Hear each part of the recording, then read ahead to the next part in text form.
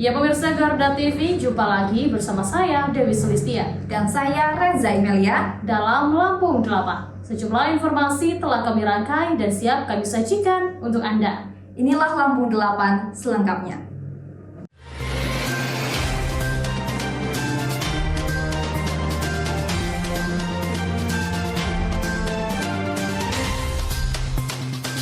Gubernur menyoroti beban jalan di Lampung yang berat akibat tingginya arus logistik komoditas pertanian dan batubara.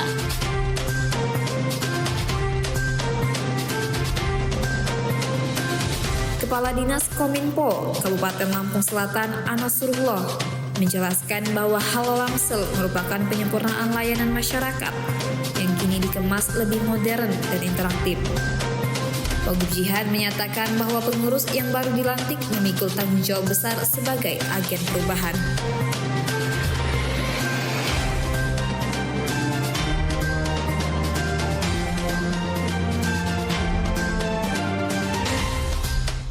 Ya pemirsa, kunjungan kerja Komisi 5 DPR RI ke Lampung Kamis kemarin dimaksimalkan oleh Gubernur Rahmat Mirzani Jausal. Paling tidak ada 5 tugas besar kini dipudak para wakil rakyat yang diserahkan Gubernur Mirza.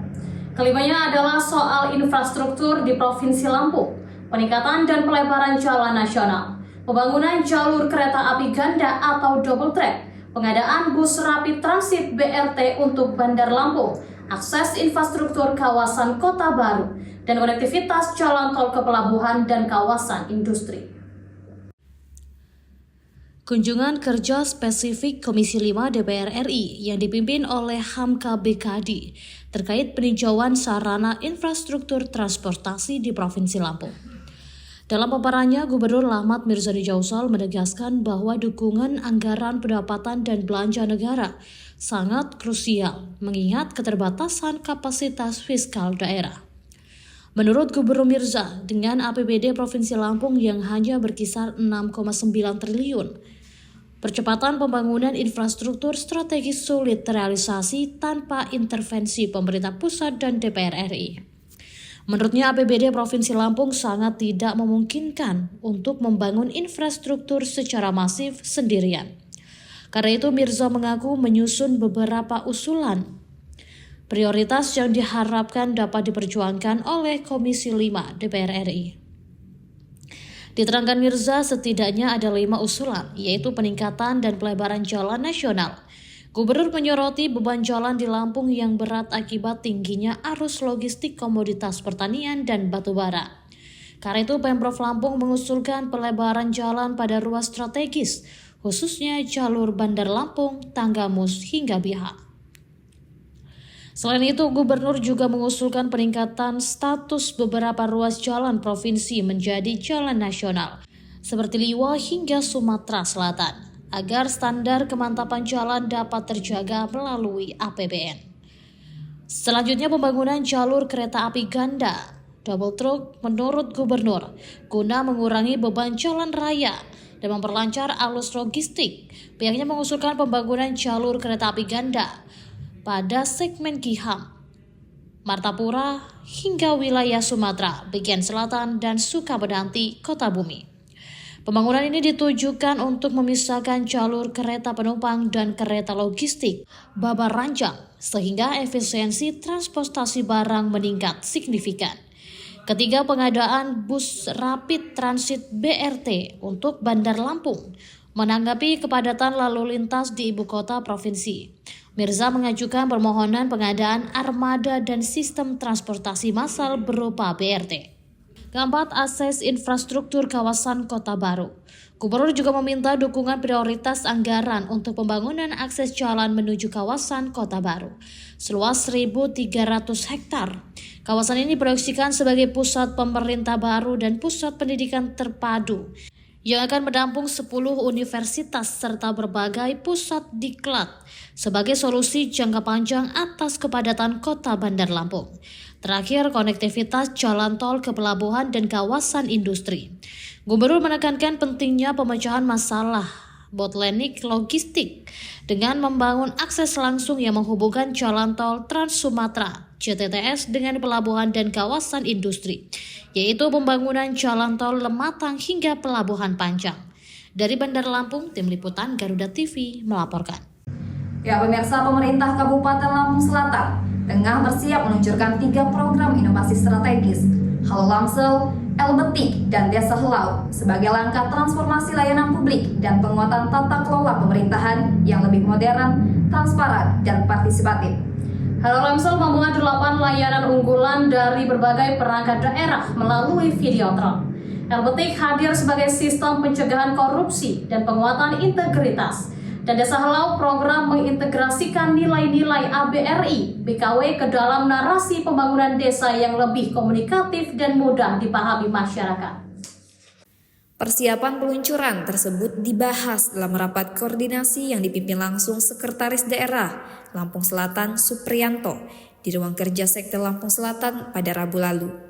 Rapat dihadiri sejumlah pejabat utama daerah serta 3 kepala perangkat daerah pemerkasa inovasi, yakni Inspektur Kabupaten, Kepala Dinas Pemberdayaan Masyarakat Desa, Kepala Dinas Komunikasi dan Informatika bersama perangkat daerah terkait lainnya. Kepala Dinas Kominfo Kabupaten Lampung Selatan Anasrullah menjelaskan bahwa Halo Lamsel merupakan penyempurnaan layanan masyarakat yang kini dikemas lebih modern dan interaktif. Menariknya, atas arahan Bupati Radityo Egi Pratama, peluncuran aplikasi ini tidak dikemas dalam format seremonial formal, melainkan mengusung konsep nongkrong ala kafe yang akan digelar di Taman Tengah Kantor Bupati Lampung Selatan. Ditambahkan Anas, dalam peluncuran tersebut juga akan ditampilkan demo aplikasi Halo Lamsel yang memuat 8 layanan unggulan dari berbagai perangkat daerah melalui Videotron, sehingga masyarakat dapat langsung melihat fungsi dan manfaat layanan digital tersebut. Sementara Inspektur Kabupaten Badruzzaman menjelaskan bahwa Elbetik hadir sebagai sistem pencegahan korupsi dan penguatan integritas lingkungan pemerintah Lampung Selatan.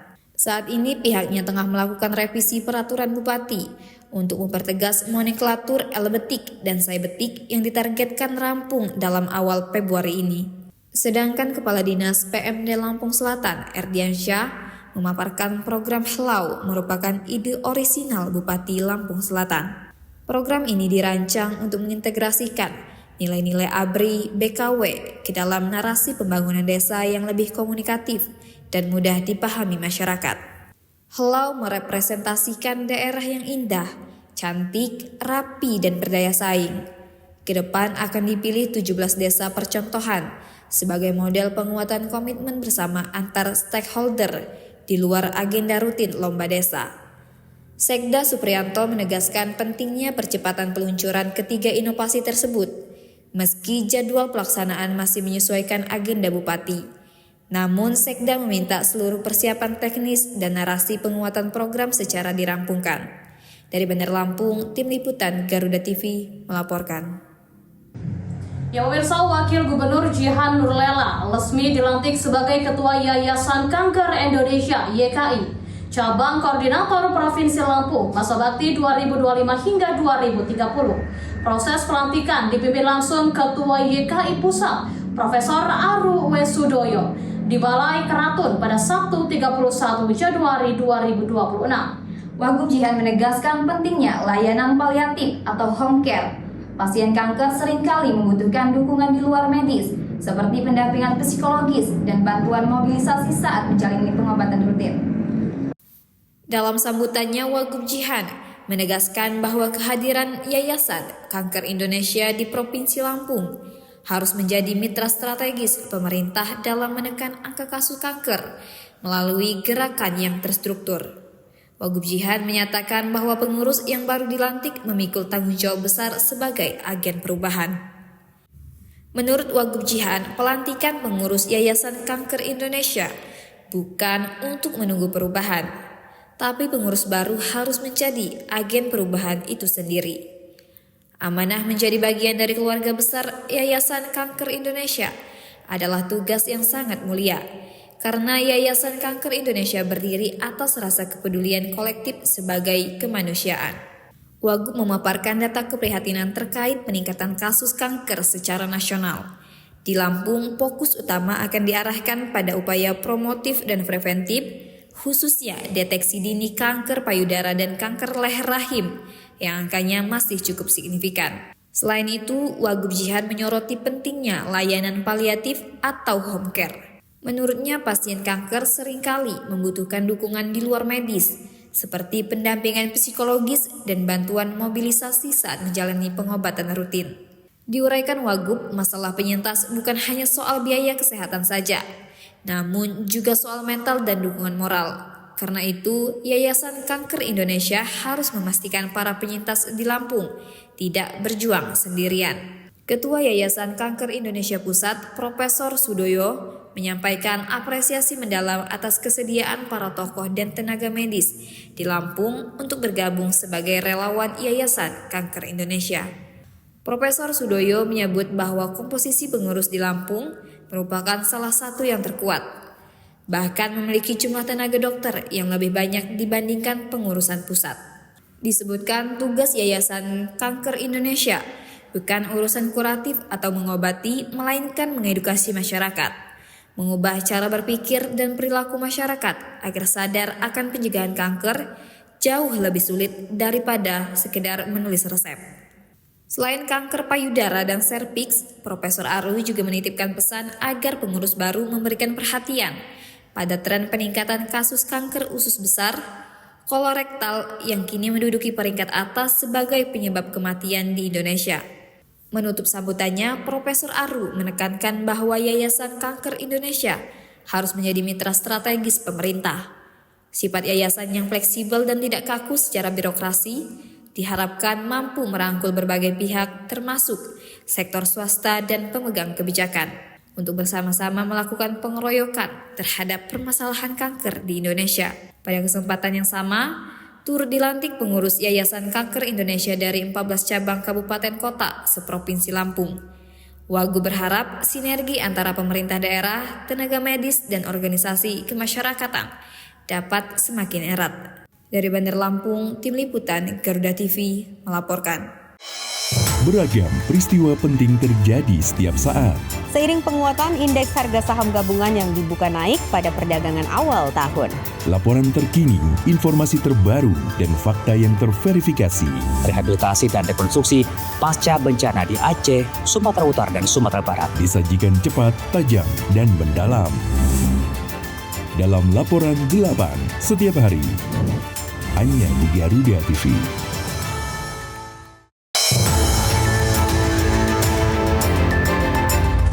Yang pertama dan paling hangat, informasi yang menemani Anda memulai ragam aktivitas. Dan alhamdulillah sekarang sudah bisa kita lepas. Besok pagi akan dilakukan pemeriksaan medis. Jadikan pagi Anda lebih berarti dengan kabar terkini. Laporan 8 pagi. Setiap hari pukul 6 pagi. Hanya di Garuda TV. Kini saatnya update di tengah aktivitas Anda. Bukaan 100 kg sabu jaringan Asia Tenggara. Tak menghambat berjalannya sejumlah program prioritas yang tertuang dalam Asta Cita. Berita terhangat, analisis singkat, dan perkembangan terpenting siang ini.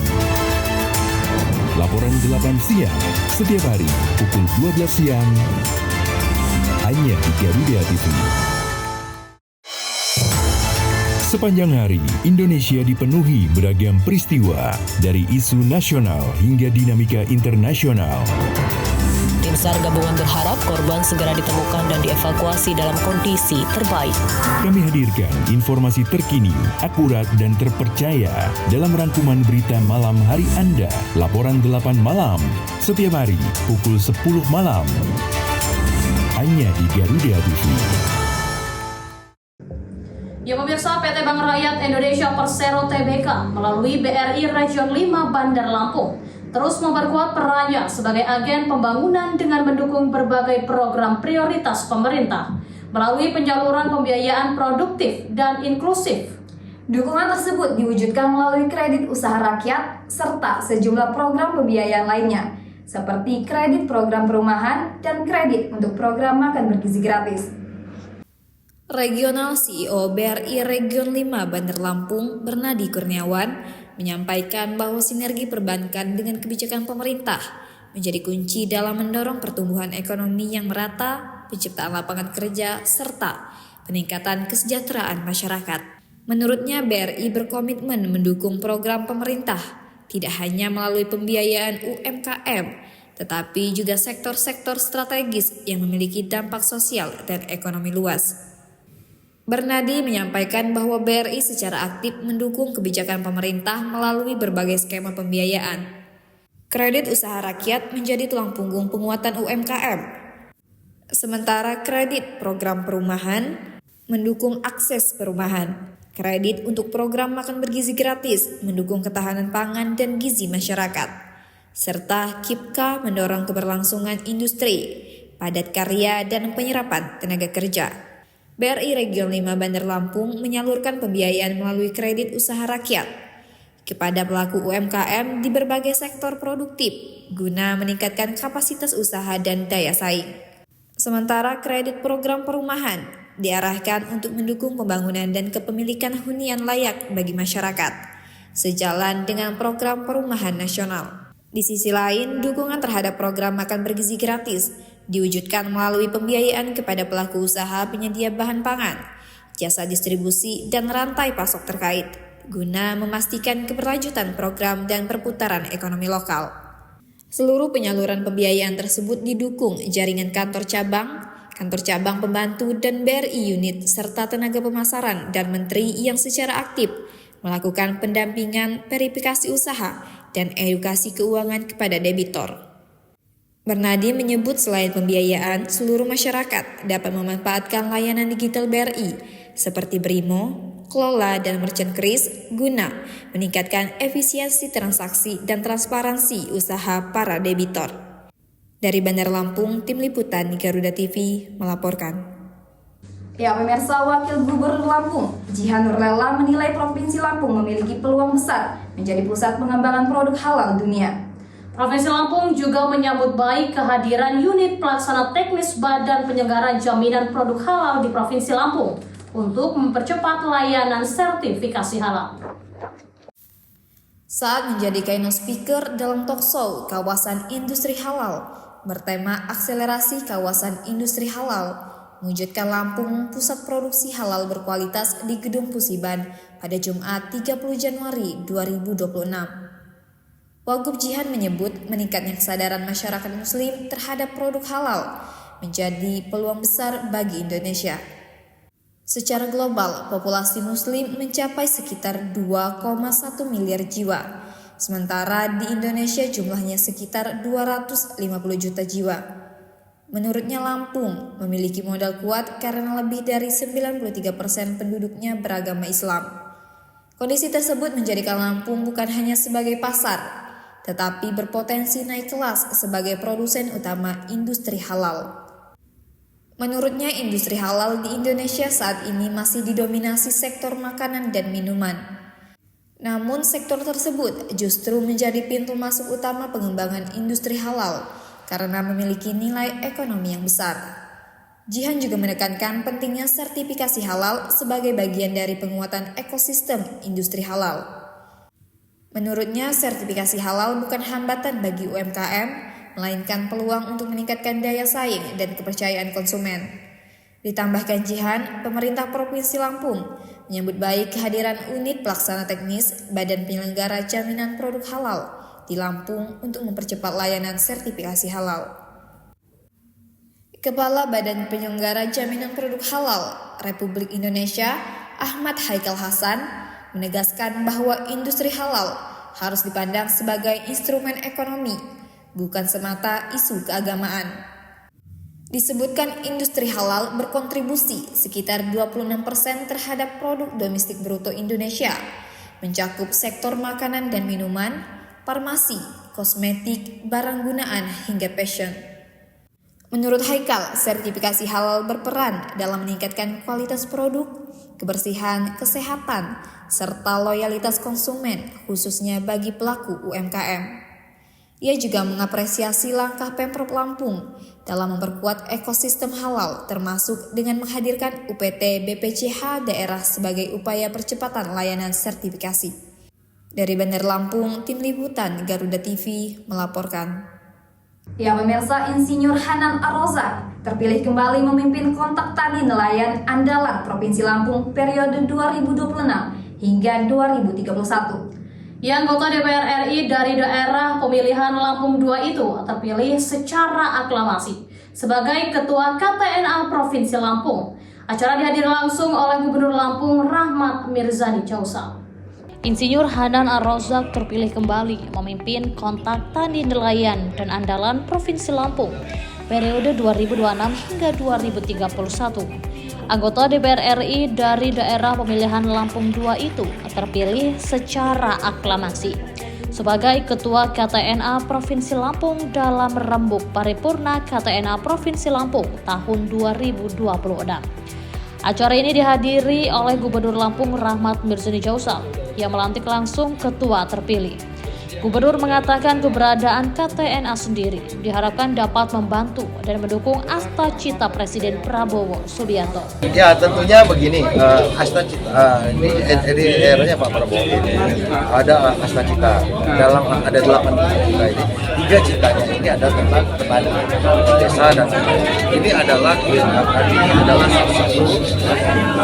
salah satu programnya Presiden yang bisa dibawa, yang akan bisa didorong oleh KTNA yang ada di Lampung. Jadi Pak Hanan di periode ini benar-benar fungsinya sangat strategis dalam Provinsi Lampung KTNA. Gubernur menyampaikan KTNA menjadi langkah strategis instrumen utama dalam mewujudkan asta cita Presiden Prabowo Subianto. Periode ini diungkapkan sangat strategis untuk menjadikan pertanian Provinsi Lampung unggul dalam visi Indonesia Emas 2045. Dari Bandar Lampung, Tim Liputan Garuda TV, Verza Amelia melaporkan. Di tengah perubahan dan dinamika bangsa, ada isu yang memerlukan sebuah solusi. Menyinggung soal SARA seandainya tidak hati-hati. Semua tata kelola penyelenggaraan ya itu harus bersih. Bersama narasumber terpercaya, mengulas topik terkini untuk negeri. Indonesia Kita, Senin sampai Jumat pukul 7 malam. Hanya di Garuda TV.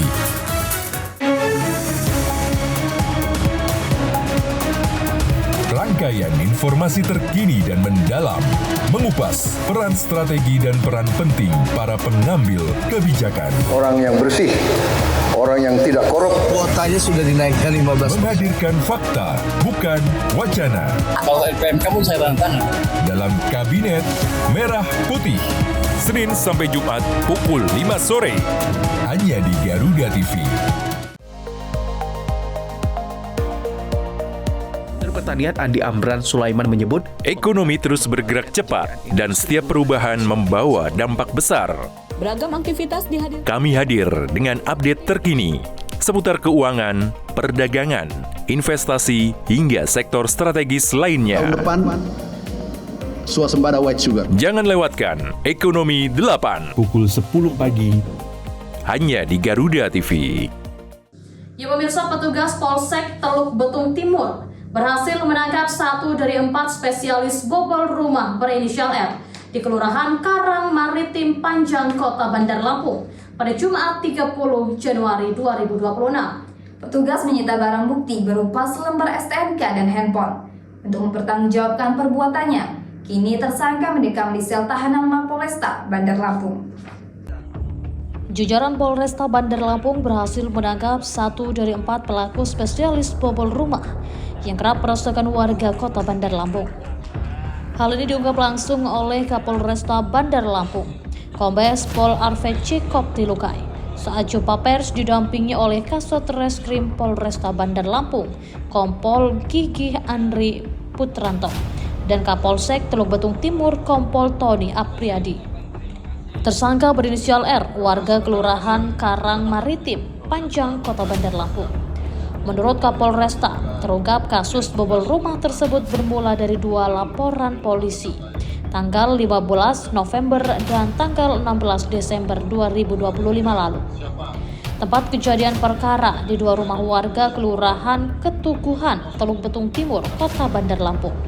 Keduanya melapor kehilangan sepeda motor. Atas dasar laporan tersebut, petugas Polsek Teluk Betung Timur melakukan penyelidikan dan berhasil menangkap 1 dari 4 tersangka.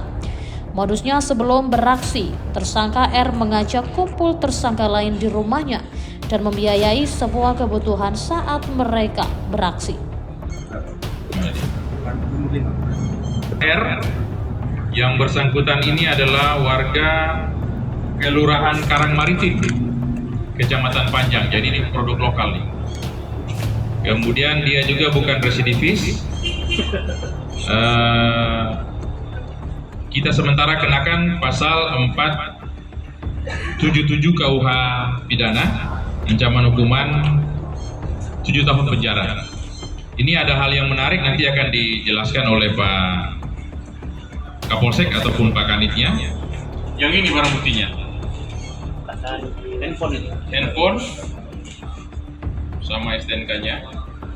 Dari tangan tersangka, petugas menyita barang bukti berupa selembar STNK dan handphone. Akibat perbuatannya, tersangka R dijerat pasal 477 tentang tindak pidana pencurian dengan pemberatan. Ancaman hukuman selama 7 tahun penjara. Dari Bandar Lampung, Tim Liputan Garuda TV, Hermawan Kanujaya melaporkan.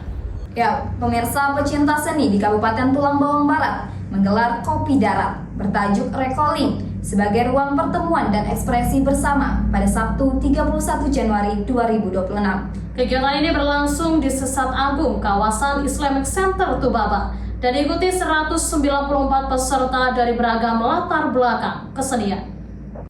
Kopdar seni tersebut menyampaikan ragam pertunjukan dan karya, mulai dari anak-anak sanggar tari di Tulang Bawang Barat, pelukis, pembaca puisi, pendongeng, hingga penampilan band-band lokal. Kegiatan juga dimeriahkan oleh seni klasik Lampung Panaragan yang menjadi penanda kuat identitas budaya daerah. Acara secara resmi dibuka oleh Kepala Dinas Pemuda, Olahraga dan Pariwisata Tulang Bawang Barat, Alma Rostoguna. Dalam sambutannya, Alma menyampaikan apresiasi dan dukungan penuh pemerintah daerah terhadap kegiatan kolektif para seniman. Menurutnya, Kopdar Seniman sungguh luar biasa. Para seniman berkumpul dan menunjukkan bahwa Tulang Bawang Barat kaya akan karya seni. Pemerintah daerah sangat mendukung dan akan terus membuka ruang bagi kreativitas anak-anak Tulang Bawang Barat. Lebih lanjut, Alma mengungkapkan bahwa pasca kegiatan ini, pemerintah Kabupaten Tulang Bawang Barat berencana menyusun agenda seni bulanan sebagai ruang eksplorasi dan temu kreatif para seniman. Pertunjukan tersebut direncanakan bergilir di berbagai destinasi wisata di Tulang Bawang Barat, mulai dari Tiuh Tunggul Ratu hingga kawasan Lasengok. Ketua Panitia Khairul Hartoko menjelaskan bahwa tema Recalling lahir dari kegelisahan dan pemikiran bersama para pelaku seni di Tulang Bawang Barat. Melalui kolektif seni Tulang Bawang Barat, kegiatan ini dihadirkan sebagai ruang pertemuan, lintas disiplin, tempat berkumpul, berdiskusi, berproses, serta berekspresi. Menurutnya, recalling adalah panggilan untuk memanggil kembali jejak, ingatan, dan keterhubungan yang pernah ada, sekaligus membuka ruang perjumpaan baru bagi para seniman dan komunitas seni. Tema tersebut dimaknai sebagai ajakan untuk kembali saling menyapa, mengingat, dan menyadari bahwa para seniman Tulang Bawang Barat pernah dan masih berjalan dalam ekosistem seni yang sama. Pertunjukan panggung bersama menjadi penanda awal dari 7 bab rangkaian kegiatan yang akan dilaksanakan ke depan. Bab pertama ini tidak sekedar menjadi ajang pertunjukan, melainkan ruang pertemuan awal dari proses kolektif yang berkelanjutan. Melalui kolaborasi lintas seni ini, para seniman Tulang Bawang Barat tidak hanya menampilkan karya, tetapi juga mencatat perjalanan bersama dalam membangun kesadaran akan identitas, pengalaman, serta pengetahuan yang hidup dan terus bergerak di tengah masyarakat. Dari Tulang Bawang Barat, Tim Liputan Garuda TV melaporkan. Ya pemirsa, seorang remaja ditemukan meninggal dunia setelah tenggelam di sungai area Jembatan Insinyur Sutami, Kabupaten Lampung Selatan. Korban dinyatakan hilang sejak Jumat malam. Akhirnya ditemukan oleh tim SAR gabungan pada Sabtu siang. Seorang remaja dilaporkan tenggelam di aliran sungai yang berada di area jembatan IR Sutamin Dusun 5, Desa Sidodadi Asri, Kecamatan Jati Agung, Kabupaten Lampung Selatan. Kejadian tersebut terjadi pada Jumat malam, 30 Januari 2026. Korban diketahui datang ke sungai untuk mencari ikan. Namun naas, korban diduga terpelosok ke dalam sungai.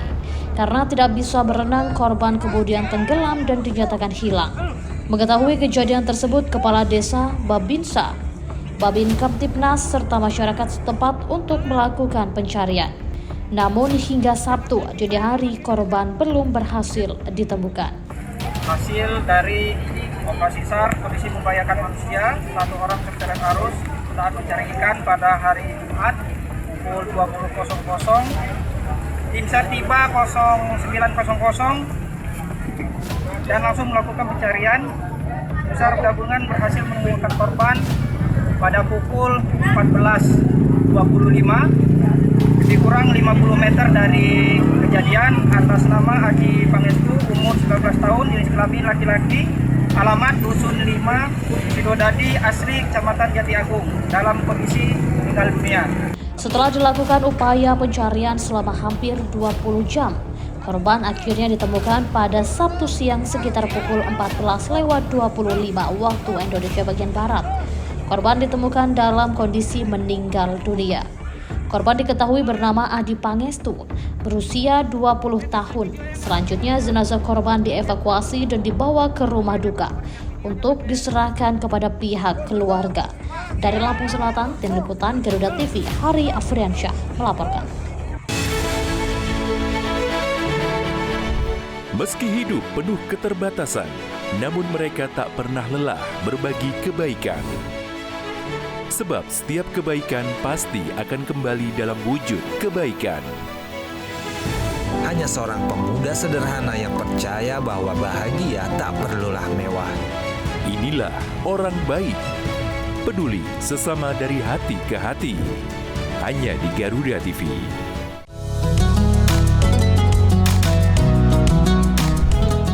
Melalui konsep dakwah santai dan edukatif, mengajak pemirsa memahami ajaran Islam melalui pendekatan ringan dan penuh kehangatan.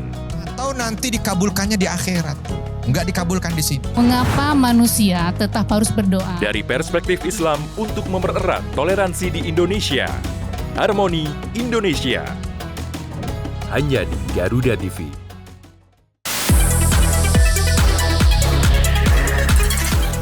Dunia hiburan memang selalu penuh warna.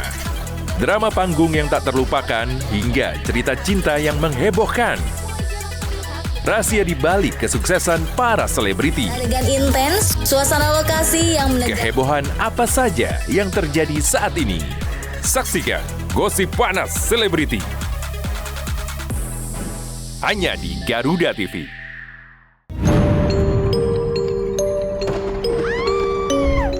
Setiap daerah punya daya tarik sendiri. Cerita rakyat yang turun-temurun masih hidup hingga kini. Legenda yang diwariskan hingga misteri yang jarang terungkap. Ratusan peti mati serta berbagai jasad yang dibalut kain.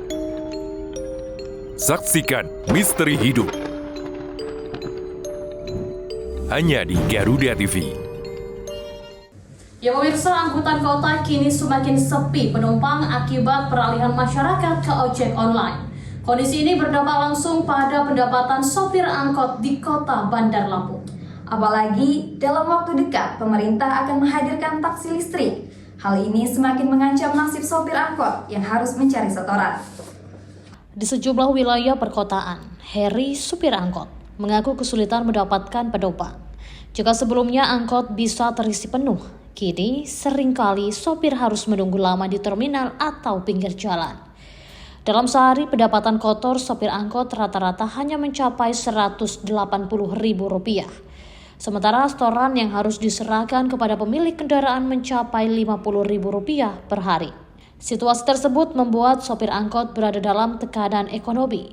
Setelah dipotong setoran, biaya bahan bakar dan kebutuhan sehari-hari, sisa penghasilan dinilai tidak sebanding dengan jam kerja yang panjang. Sementara itu, ojek online semakin diminati karena dianggap lebih cepat, nyaman, dan mudah diakses melalui aplikasi. Meski terdesak oleh perkembangan transportasi berbasis digital, angkot masih menjadi tumpuan bagi sebagian masyarakat. Pembenahan layanan serta dukungan kebijakan dari pemerintah dinilai penting agar angkot mampu bertahan dan kembali bersaing. Lagi setoran kan? Oh, Bapak setoran? Setoran. Setorannya di mana, Pak? Setorannya 50. Per hari? Apa per bulan? Per hari. Per hari. Biasa per hari pendapatannya berapa, Pak? Paling dapat 120. 120? Iya, sama setoran. 70 lah. Kami berharap pemerintah bisa memperhatikan nasib sopir angkot. Jika ada pembaruan sistem subsidi atau penyesuaian setoran, angkot masih bisa maju dan tetap menjadi transportasi masyarakat. Dengan peningkatan kenyamanan dan integrasi teknologi, angkot diyakini bisa kembali diminati masyarakat. Dari Bandar Lampung, Tim Liputan Garuda TV, Mita Asmara melaporkan. Yang selanjutnya dalam rangka menumbuhkan kesadaran sejak dini akan bela negara, ratusan siswa dan siswi SMPN 17 Bandar Lampung mengunjungi markas Komando 21 Raden Intan. Rombongan yang didampingi Dewan Guru ini diterima langsung oleh Letnan Kolonel Catur Prasetyo, mewakili Pangdam 21 Raden Intan Lampung Maijen TNI Kristomei Sianturi. Untuk pertama kalinya, sebanyak 241 siswa SMP Negeri 17 Bandar Lampung bersama guru berkunjung ke markas Kodam 21 Raden Intan Lampung pada Sabtu 31 Januari 2026 pagi. Pangdam 21 Raden Intan Lampung Maijen TNI Kristomei Sianturi diwakili oleh WAAS Herkasdam 21 Raden Intan Lampung, Letnan Kolonel Catur Prasetyo, mengucapkan terima kasih pihak sekolah yang mempunyai inisiatif mendidik siswa dan siswi untuk menumbuhkan rasa bela negara. Dirinya merasa bangga bisa memberikan motivasi kepada para siswa dan siswi agar mereka bisa memiliki jiwa bela negara, jiwa cinta tanah air, dan menggugah semangat untuk berjuang mencapai cita-cita yang lebih baik untuk membangun negeri ini. Mengucapkan terima kasih kepada Bapak Kepala Sekolah SMP Negeri 17 Bandar Lampung. Kebetulan beliau mengadakan kegiatan kunjungan ke Kodam. Ini suatu kehormatan bagi kami. Kami sangat bangga, terima kasih untuk bisa memberikan motivasi kepada siswa dan siswi SMP Negeri 17 Bandar Lampung, khususnya biar dia mempunyai jiwa bela negara, jiwa cinta tanah air, dan menggugah semangat untuk punya cita-cita yang lebih baik untuk membangun negara negeri ini sebagai generasi emas. Sebagai generasi penerus, harapan sebagai prajurit TNI Angkatan Darat kepada generasi muda khususnya siswa SMPN 17 Bandar Lampung bisa bersekolah dengan baik demi meraih cita-citanya. Terpisah Kepala Sekolah SMPN 17 Bandar Lampung, John Riha juga mengucapkan terima kasih dan merasa senang. Menurutnya, ini merupakan yang pertama para siswa berkunjung ke markas TNI. Anak-anak dan para guru sangat antusias dan sangat senang bisa langsung dekat dan berbincang dengan para prajurit TNI. Harapannya dengan adanya kunjungan ini, para siswa lebih semangat belajar lagi dan termotivasi. Dari Bandar Lampung, Tim Liputan Garuda TV, Hermawan Kanujaya melaporkan. Ya, pemirsa, pemerintah Kabupaten Tanggamus terus memperkuat sektor ketahanan pangan dan hortikultura. Upaya ini sebagai fondasi utama dalam menjaga ketersediaan pangan, sekaligus meningkatkan kesejahteraan petani. Berbagai program nasional pun mulai mereka adopsi dan disesuaikan dengan karakter wilayah Tanggamus. Sektor hortikultura memiliki peran strategis dalam mendukung aspek pangan bergizi masyarakat. Kepala Dinas Ketahanan Pangan dan Hortikultura Kabupaten Tanggamus, Alkat Alamsyah, menegaskan bahwa kondisi ketahanan pangan daerah saat ini masih terjaga. Hal ini meski dihadapkan pada tantangan anggaran dan infrastruktur.